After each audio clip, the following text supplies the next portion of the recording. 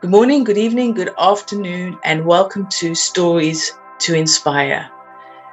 Stories are powerful, and people's stories are powerful, and everybody has a story. It's just whether they are willing or wanting to share their story. And this is what Stories to Inspire is a platform for people to come and have a conversation with me and share their stories, share their journey that they have been on, and what lessons have they learned along the way. So sit back, relax, and enjoy the story. Today, I want to welcome Dr. Olapeju Simoyan, and she is a wonderful woman we have only recently met, who has, I think, 2 doctorates, if I remember correctly, and she will correct me on that, I'm sure. But she grew up in Nigeria, but she now lives in America, and she's also here to share about passion. So it's not just about being a doctor, but it's the other side of what it's like to be a doctor, the passions that as a person that she has. So welcome. And I hope I pronounced your name right. Oh, thank you so much, Natalie. I'm so happy to be here. Thank you so much for having me. Yes. So let's just start with a little bit of background before we get into the fun, juicy bits. Yeah.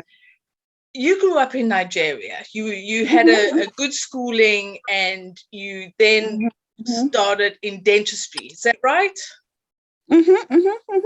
Yes. So if you want to go back to the very beginning, so I was actually born in Washington, D.C. My father was here in the States. My parents were here. My father was a diplomat representing Nigeria. So, but like you said, I grew up mostly in Nigeria.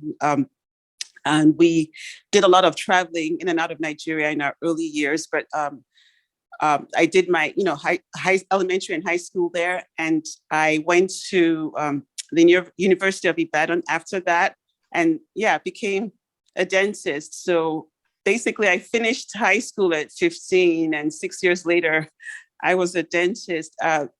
Their educational system there is more closely aligned with the British system. So it's not like here in the States where most people will get an undergrad degree before going on to medical or dental school. So so at the age of 21, I was a dentist, not really sure what I was going to do with the rest of my life, but that's how that happened.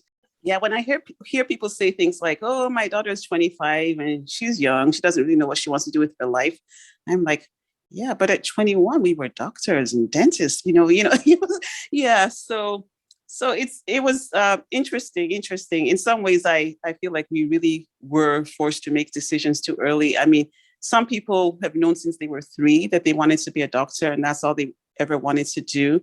But not everybody is like that, And for me, I wanted to do a lot of things. I knew I had a lot of interests. And so at the time I decided to do dentistry, it was more like, well, something that was close enough to medicine, but that would give me time to do other things. That's actually what I was thinking then. And I really don't think that that's the way to make a career choice. But that's another thing too. I don't think that we had a whole lot of career guidance. And that's one of the reasons why I feel pretty strongly about mentoring youth and who are, people who are interested in health careers and may not really know how to make the best decision, and sometimes, if you do something for a while and you decide to do something else, it doesn't mean that the first decision was a mistake. It was just part of your path, part of your life. We all learn from these different experiences. So, but then again, there weren't really that many career options, so it's like, you were expected to become a doctor or a lawyer or engineer, or you know what I mean? I remember telling one of my aunts once when I was really young that she asked what I wanted to be when I grew up, and I said I wanted to be a pianist because I liked music. And she gave me this, this look that, you better think about a real career. That's a hobby. That's a hobby. I remember telling my parents that I liked writing once, and you can do that in your spare time. Things like the arts and sports and all that. Those were just hobbies. And again, there weren't really that many career options. So, if you're smart and you're good in the sciences, oh, you be a doctor, be a doctor or a pharmacist, or, an engineer, and if you're more into the arts, okay, be a lawyer. Okay. I'll work the arts out and the lawyer bit together. But it was more having the perceived professional career, exactly, as opposed to the more artistic career. Exactly. So you landed up in America. What brought you back to America, essentially, as an adult now? So good question. So here I was. I had completed dentistry at a very young age, and then I did some postgraduate training, and really I was still in my 20s. And really I honestly didn't feel like there was a whole lot left to aspire to. And I always had known that I would probably come back to the States for grad school anyway, and I had this. I sort of knew I had this interest in public health without really understanding public health, I guess. Yeah. So, and then I, heard that, Johns Hopkins had this wonderful public health program, and that, if you, what I heard then was that if you got a degree from Johns Hopkins, there was a job waiting for you. You know how you hear all these things before you get into something, and then you get into it and you're like, well, maybe that wasn't really the case. So the reality is a bit different, isn't it? Yeah, and I knew I wanted to do more than just be a dentist. So I applied to Johns Hopkins and ended up coming back to the States and going to Hopkins, getting my Master of Public Health degree. And was that wonderful job waiting for me? Nope. I had these ideas about going to work with maybe the WHO or UNICEF and, saving the world, those sorts of dreams and fantasies. And, it works out for some people, but certainly didn't work out for me. But because I had a background in dentistry, I was able to easily get into a dental public health residency in New York. So I did that, and then I stayed on with them. With that institution, I was at Montefiore Medical Center in New York, and I stayed on with them for a couple of years. Mm-hmm. And then after a while, I kept again wanting to do more, wanting to save the world, and feeling like I needed to do more. I wanted to do more, and at some point, I had spent 4 years. 4 years in New York. I wonder if you're outside, since my graduation from Johns Hopkins, and and I realized this could have easily been 4 years of medical school. So, so in 2002, I got board certified in dental public health, and that same summer, I became a medical student at Penn State College so you of Medicine. Finally just bit the bullet and decided, okay, I've been dabbling in dentistry and public health. Now let's finally do what I really want to be doing. Okay. Maybe I can really save the world if I become a real doctor. Just kidding. Yeah. Anyway, so I ended up going to Penn State Hershey and graduated from medical school there in 2006, and then I went on to do my residency. And I had my first year of residency was at the University of Pittsburgh Medical Center in Pittsburgh, but then I transferred and just completed my family medicine training back at Penn State. So I had actually been in a combined family medicine and psychiatry program, but then decided to just finish the family medicine part for a number of reasons. And I had decided that I was interested in addiction medicine at the time, and I realized that I could do addiction medicine without being a psychiatrist necessarily. So anyway, so I ended up doing family medicine, and then when I was done with that, I went to Scranton, Pennsylvania, to be part of the founding faculty of a at the time, what was a brand new medical school, which was then known as the Commonwealth Medical College. It's now Geisinger Commonwealth School of Medicine. So so that's where my academic medical career started officially. I worked in different capacities within the medical school and in different clinical settings as well. But I ended up living in the Scranton, Pennsylvania area for about 10 years. And that was the longest my whole life I'd ever lived in one place continuously, believe it or not. Wow. Yeah. So that's quite a varied bits and pieces that you've been doing, and that you've sort of been putting off, but then doing it because you've realized you still want to do it, even though you've dabbled in other things. But I always think that when you have variety, it sort of adds to your knowledge base. It adds to experiences, or even the way you come at a problem or an idea. So tell us a little bit about where you're at right now.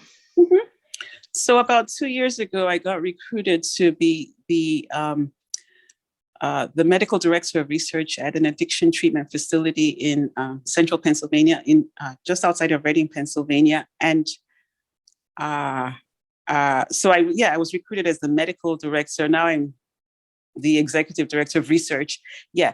And here my job is really to again, I'm doing a number of things, but my primary job is to lead the development of a research center and at this addiction treatment facility. And this is a very different, it's very different from anything I've done before, but I've had this longstanding interest in research, and with my background in academics, it was a great opportunity to help be part of building something new, something that's going to be unique, because most treatment centers don't do research.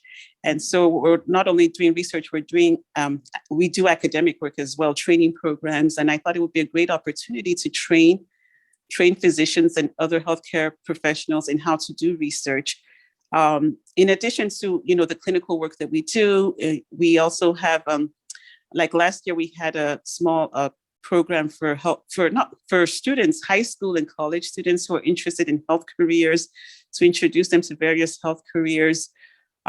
It's just been such a wonderful opportunity, and it's just such a unique. I think it's such a unique position. I'm really very I'm very appreciative of the opportunity to be here doing all these wonderful things. I'm also I have faculty appointments with Drexel University and also with Penn State, but also happens to be on staff at Reading Hospital. So our addiction medicine training fellowship is a collaboration between our organization, Care and Treatment Centers, and Reading Hospital.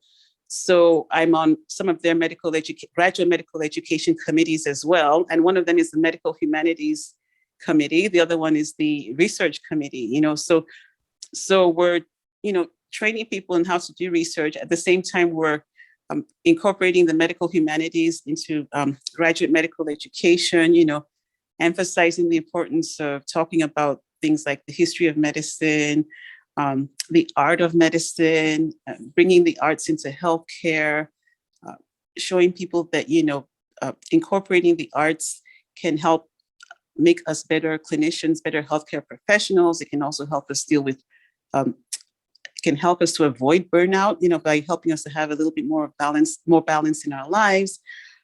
Talking about ethical issues, which very often we don't come out with clear answers, but at least it helps us to think and helps us to think through things and help, and makes us aware of situations of the possibility of having difficult situations where we don't necessarily have a clear-cut answer, but who can we consult? So we're, educating medical residents in these various areas, and those are just some of the things. I can't even talk about all the various things that we're doing. I haven't even talked about the actual research, but I think just being able to do all these, to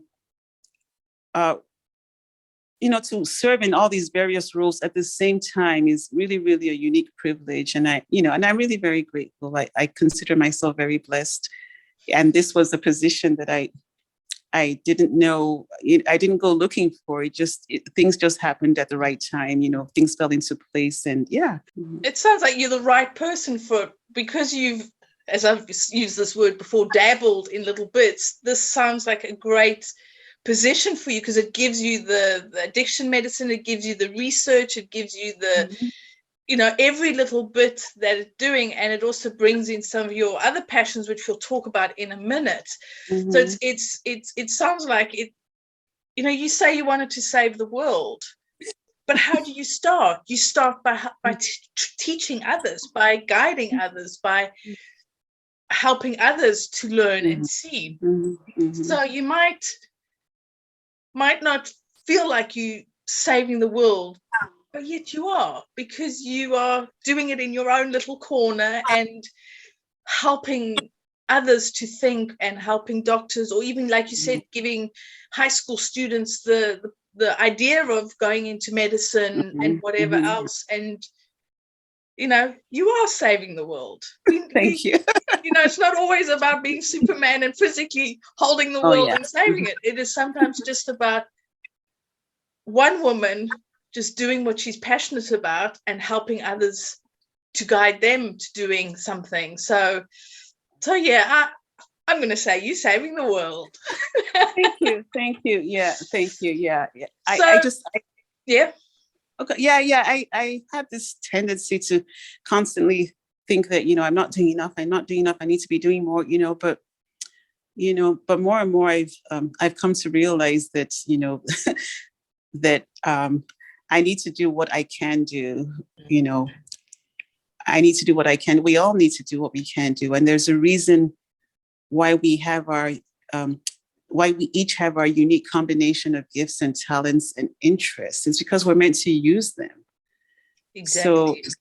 So I've learned to, rather than question why I'm like this, why I'm different from other people, why am I the one who keeps wanting to do all these different things when, other people don't seem to be interested in them. I've learned to just embrace who I am. There's a reason God made me this way. Definitely. Because he wants me doing all these things. So why not just do them? Why not embrace who I am, and make an impact that way, rather than trying to be somebody else. This is my life, I need to make my own decisions. And if I make mistakes, hey, we're supposed to learn from our mistakes. So mistakes are not the end of life. If they even are mistakes, I think a lot of times what we consider mistakes are not really mistakes in that sense. They're learning experiences. They are, definitely. Yeah, exactly. And the fact that I went through dentistry and public health before going into medicine makes me a completely different person, a completely different type of physician than if I had become a 21-year-old physician. When I was at the new medical school in Scranton, I actually started a project where we were incorporating oral health into medical education. And the reason I could do that was because I had the background. Because of your background. Yes. Exactly. A lot of people go through medical training without learning anything about the mouth, about the teeth. Can you imagine treating the mouth as if it's not part of the body, and some students even have the attitude that, well, what, we're not going to be dentists. Why do we need to learn that? But when you're learning in medical school how to use an otoscope to examine the ear, you don't say, oh, I'm not going to be an ENT surgeon. Why do I need to learn this? Or how to examine, learning how to examine the eye. Nobody says, I'm not going to be an ophthalmologist. Why do I need to learn this? So why do we have that attitude about the mouth? It's all the same body. It's all, in fact, it's all the same head and neck for the ears and eyes. And they're all connected. And so people are beginning to understand the importance of, teaching medical students about oral health and all of that. But it's like, why did it take so long? It shouldn't have. It's all one body. It's like the way we've treated mental health as well, historically, as if, mental health doesn't impact physical health. Well, yes, it does. It does, So I really feel strongly about advocating for having a holistic approach to healthcare, and to medical education as well. We can't treat mental health oral health as if they're separate and distinct and they don't impact overall health, because they do. It sounds like the 6 years that you dabbled in dentistry to start with is really given you a different perspective. You've come at medical school and training to be a doctor or a medical doctor or physician. It's given you that, as you said, that different perspective, whereas you were actually able to connect the mouth to the person and not have it as a separate entity. And this is great. And I also wanted to say is how fantastic that you stepped into your own uniqueness and your own power and realized that your journey is yours. And it's not somebody else's, and somebody else's journey is not your journey either. And that's wonderful, because so many people don't realize that. And then they just follow what they think they should be doing, and they do go down that dark path and end up being unhappy and everything. But you just stuck to your guns and you just said, this is the journey I'm on, and for whatever reason I'm on it, but I want to do the best I can.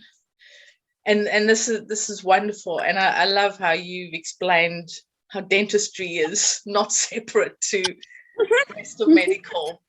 But let's go down a little bit of a dark path. Not for long. We'll just scoot through. But I want to just share this, because I think a lot of people who watch this might think, oh, but it's all been a bed of roses for you. How easy. You've just got another doctorate. You've been to dentistry school. It's all been lovely and no hardships. So what has it been like for you as a woman in the medical profession, but then also as a Black woman in a male-dominated profession in America, being where you are in these leadership roles? Explain some of your experiences. Okay, thank you for asking. I personally was one person who didn't really, how do I put this now?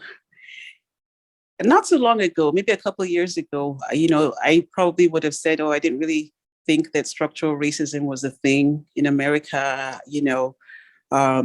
I knew that racism existed, I obviously, but I felt that people were making, too big of a deal of it, let's just get on with our lives and that sort of thing.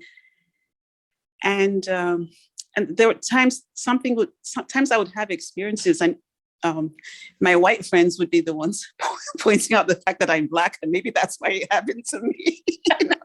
It's not funny. Yeah. And then, but over the years, when I think about various experiences I've had, it's like, well, yeah, you really just can't ignore the fact that, I can't ignore the fact that I'm Black. I grew up in an environment like, we grew up, I grew up in a diplomatic family, for example. So I grew up going to school with people who didn't look like me, grew up around a lot of white people, and so to me, it was like, when I would hear people say things like, oh, people should learn to make friends with people of other races, people who don't look like them, I'd be like, people need to be told that? Really? People don't have friends of other races? Really? To me, it was such a strange, because it was my norm growing up. When we lived in Vienna, Austria briefly, our housekeeper and our chauffeurs were white.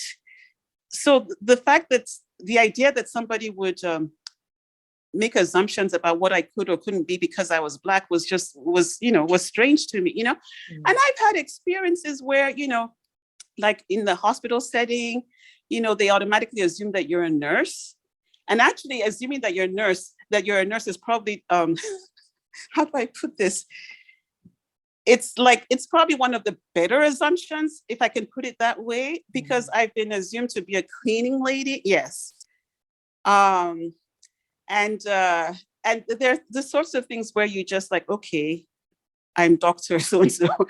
You know what I mean? Mm. And sometimes even when you've introduced yourself as doctor, it's like it still doesn't register. They still don't, you could meet the same patient maybe weeks later and they're like, oh, you're a doctor? I didn't know you're a doctor. Mm. So I've had these real life experiences, and I've also had experiences where, for example, in a meeting, somebody is addressing a white male trainee. That's my trainee, not someone who's training under me, addressing them, referring to them as Dr. So-and-so, and then using my first name for me in the same meeting, or in an email, they're addressing somebody as doctor, again, another trainee, but then addressing me by my first name in the same email, or referring to me by my first name, and if this was me in the past, I'd be like, well, maybe I shouldn't say anything. I don't want to, ruffle feathers and stuff like that. But I've learned to speak up for myself, Good. And in the case of the email, I was like, you know what? I'm still relatively new in this position. Not everybody knows me. If you in the same email are referring to my trainee as doctor, and then not using the doctor title for me, people might not even know that I'm a real doctor, that I'm a doctor. I just said it as politely as I could, but the thing is that these things happen over and over again in different ways, in different ways, and I know my white female colleagues have some of the similar experiences too, when men are referred to as doctor and women are referred to as by their first names, but I think that for my racial minority women in this profession, that I really do believe that we experience things that other people don't necessarily don't experience, because they don't have, because they're not racial minorities. So again, it's learning how to speak up when there's a need to speak up for myself, speak up for other people coming behind me, and then just not even being apologetic. Not even being apologetic, if titles didn't matter, then why are they using the doctor title for the men if titles don't matter? You've earned them. You spent, I'm not even going to add it up, all those years studying. You spent studying. You've got 2 doctorates. You're not just one doctor, you're 2 doctors. Exactly. And this is something that you've earned. And one of the reasons why I wanted you to talk about this, because it does happen, and quite often we as women would just like, well, okay, you sort of like, it's tiring always fighting for it. But if we don't stand up, who will? Exactly. And like you said, you are a woman and a racial minority in this field. If you don't stand up, what about the Black women who are coming behind you? And them wanting to be treated as the doctor or whatever doctorate they are, and to be acknowledged as that, and to feel that they can stand up and say, actually, I am a doctor, so will you please address me as doctor, and know that they have the right to do that, and they've earned that respect. Exactly. But it is sad that in the 21st century, we have to remind people of that. Yeah, exactly. It's very sad. And like I said, it's not about having a need to be called doctor, but it's like, if you're going to call some people doctor in the same meeting or in the same email, then you need to call everybody who's a doctor. You refer to them as doctor. I'm glad that you shared that, because I think that's important. And I think that, always keeping quiet is something that's not necessarily the answer. And, and it's great that you are confident enough in who you are, that you stand up and you say in the email, well, actually, by the way, I am a doctor, so in future call me doctor. But it's like you said, it's not about the need, but it's just about owning your worth, owning who you are, and getting people to acknowledge that you are that level, that doctor. You're not the cleaning lady, you're not the nurse, you are the doctor. Exactly. And when they start to do it, then other people will start to do it and follow. And thank you for mentioning that, because that's part of the issue too, that if you're addressing some doctors as doctor, but not addressing the females, the Black females, not addressing them as doctor, then it perpetuates the idea that maybe women aren't really doctors, or maybe women aren't quite as qualified, and that's the real issue there. That's the real issue. Again, it's not about the title, but it's about giving people, their due respect and being consistent. And believe me, years ago, I would not be the one speaking up in this situation. I'd be like, oh, I don't want to offend anybody. I don't want them to think I'm being arrogant. I don't want them to think she has a need to be called doctor. My daddy called me double doctor. Yeah. How many of my none of my male colleagues, none of the people I work with have 2 doctoral degrees. None of them went to dental school and then medical school. I mean, God bless them. They're highly qualified. They're great at what they do, but they don't have my qualification. They don't have my qualifications and my experience, the same, qualifications that I do and the same experience that I do. So, they expect to be respected for what they have, and it's their right. So why can't you expect it, and why isn't it your right? Exactly. And this is wonderful. It just, how you have, like you said, a few years ago and a while back, you wouldn't have stood up for yourself. And I think this is becoming so much more and more now that women are starting to stand up for themselves. Minorities are starting to stand up for themselves and say, excuse me, but actually, I've earned this. I've done this. Can you please respect that? And we should. You have spent, like I said, I'm not even going to count. I think I've run out of fingers how many years you've studied. And that needs to be acknowledged. That needs to be respected, regardless of what color you are, whether you're male or female.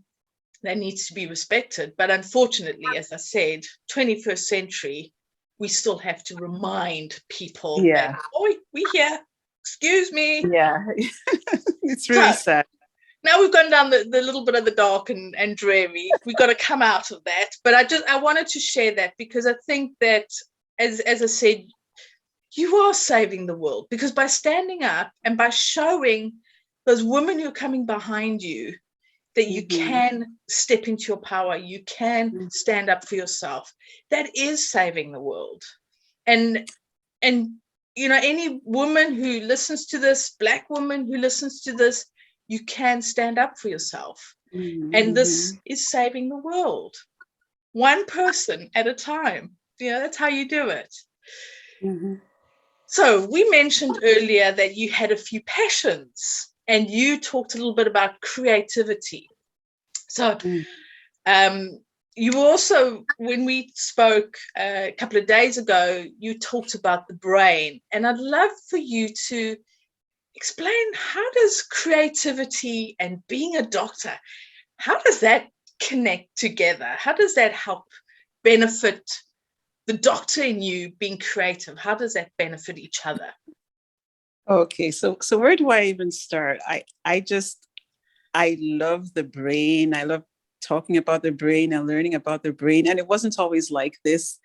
When I first took neuroanatomy as a dental student, oh my goodness, it was horrible. It was, a lot of memorization, memorization about pathways and things that, we didn't really understand. And then when I took neuroanatomy again as a medical student at Penn State, it was more interesting, but it was still, I still wasn't as fascinated by the brain as I am right now.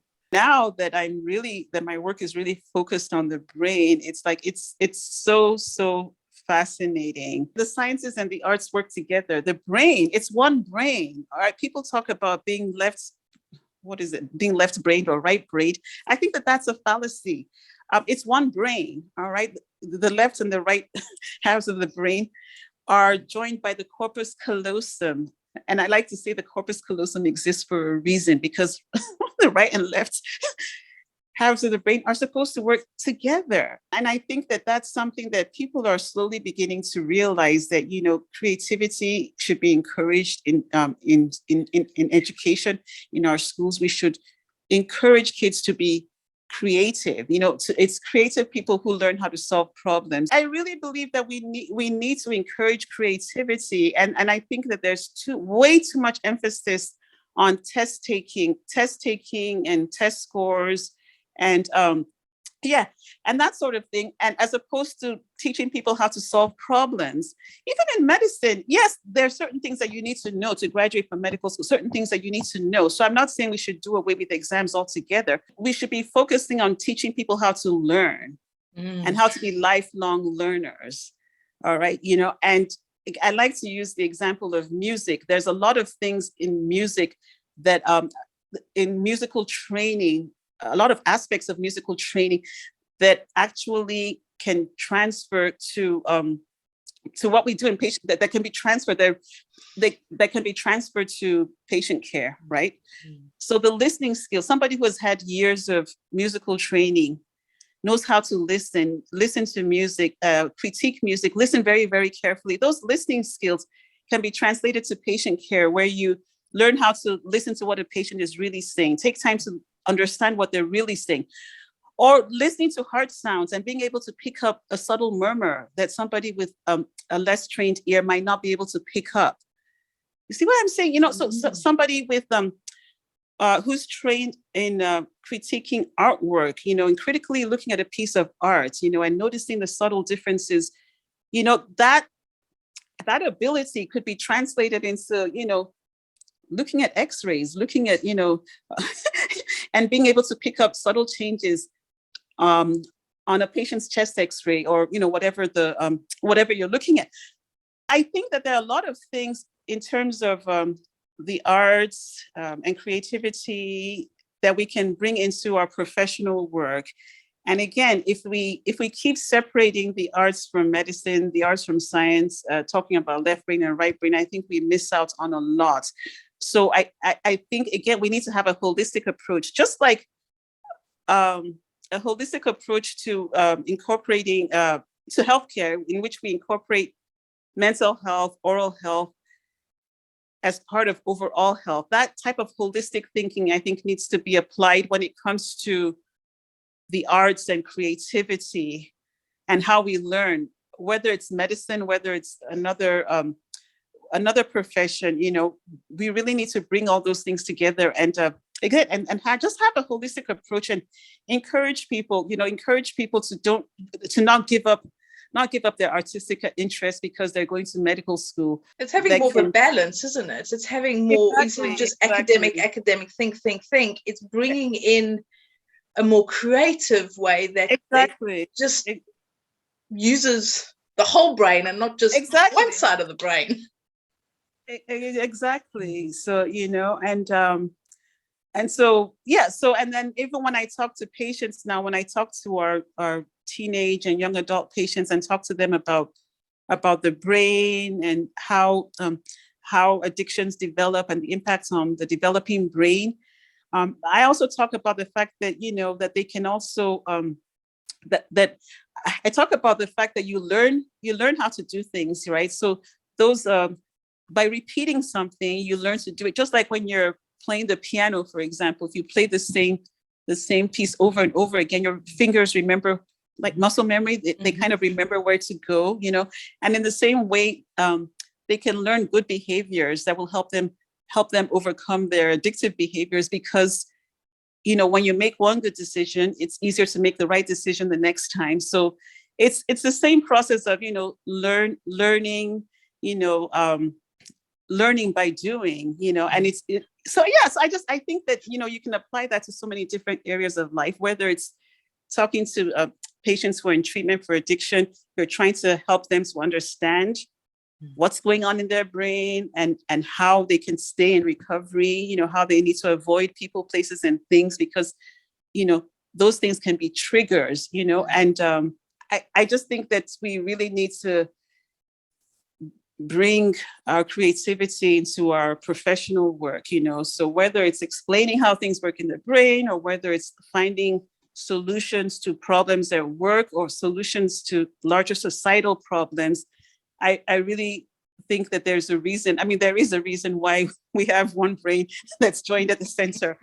because, left and right are supposed to work together. I didn't even think of myself as a creative person till relatively recently. And I think that, oh boy, things could have been so different if I had been allowed to focus on music and photography and my artistic interests when I was much younger. But you know what? Even after all those years of training, guess what I'm doing now? I play the piano and a number of other instruments. I write, I do photography, and that's all part of who I am. And I no longer feel like I need to explain myself or need to apologize for not focusing solely on medicine. You know what I mean? This is who I am. And I was made this way for a reason. So I'm, just trying to live the life that I was meant to live.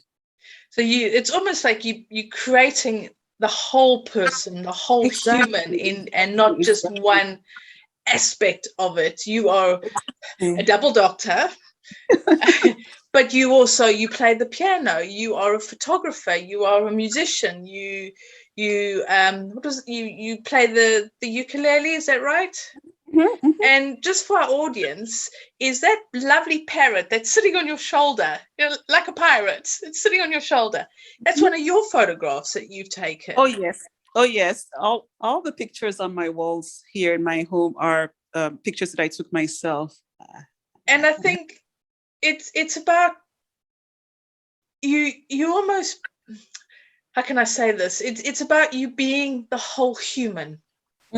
You are starting to embrace Peju, the whole human, not just the doctor, not just the woman, but the whole person. And part of that is you bringing in your writing, you playing the music, you doing your photography, you go and enjoy concerts, and that, I think this is what we have almost lost is the wholeness, and we just focus on one route, and that's what we focus on.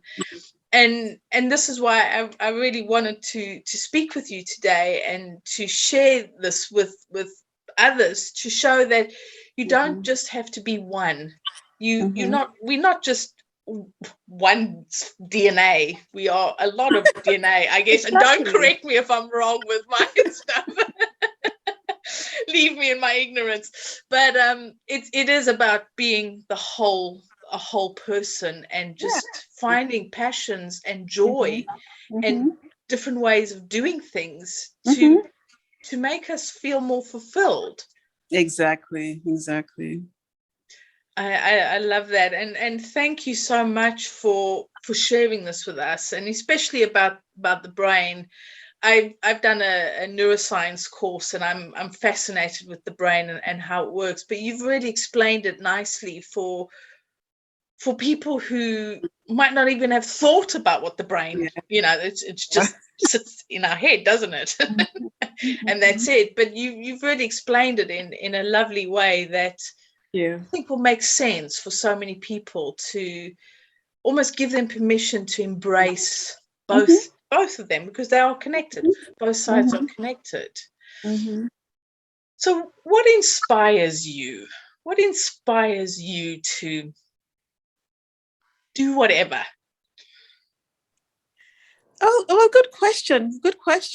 So I had grown up with a very strong sense of, God put me on earth for a reason, and I really want to accomplish that, purpose. So I think having faith really makes a big difference, and it makes me, it gives me the motivation to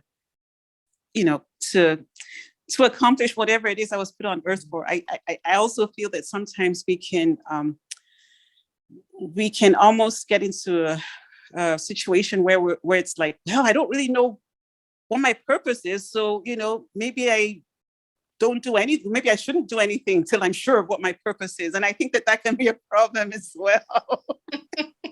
Sometimes you got to hunt for that purpose, haven't you? It doesn't just come to you. Sometimes you got to look for it. Exactly. So sometimes you find your purpose by trying different things out.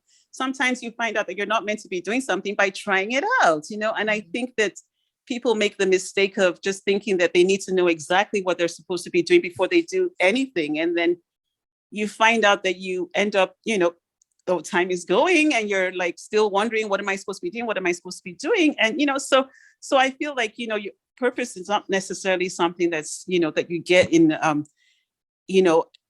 that you get at one point in time. It's a journey of discovery. It's not, so I think that life is not about the destination. It's about the journey. It's about the process. It's about who you become in that journey. I end up realizing how passionate I am about the arts. And after going through all that training, I suddenly realized that, I really need to do more with music. I really need to focus more on writing. You know what I mean? Mm-hmm. It was almost like, well, shouldn't you be focusing on medicine now that you've gone through all this training? Medicine was only a small part of me, a small part of what I was supposed to be doing. All these other things like music and writing and photography, they're as much a part of me.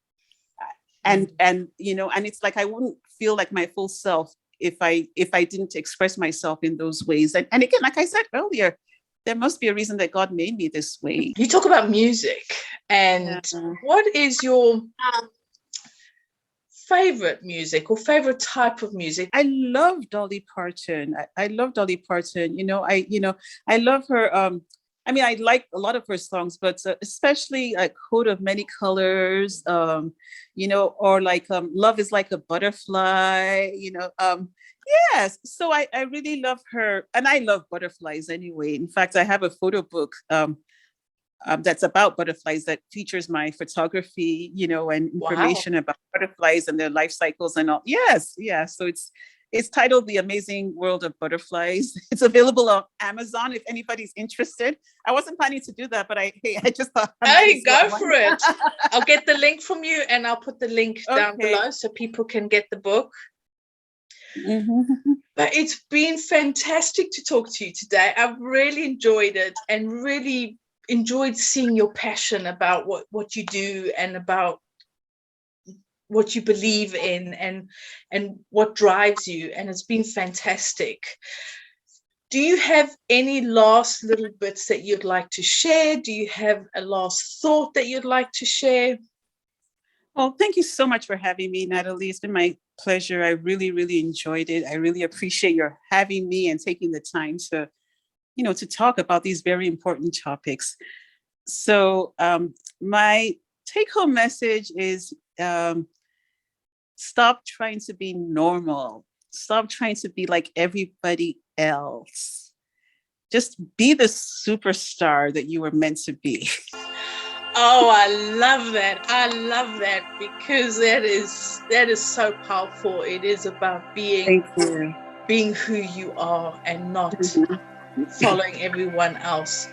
Thank you so much for today. And anybody who's listening, go get the book. It sounds like a really amazing book to have.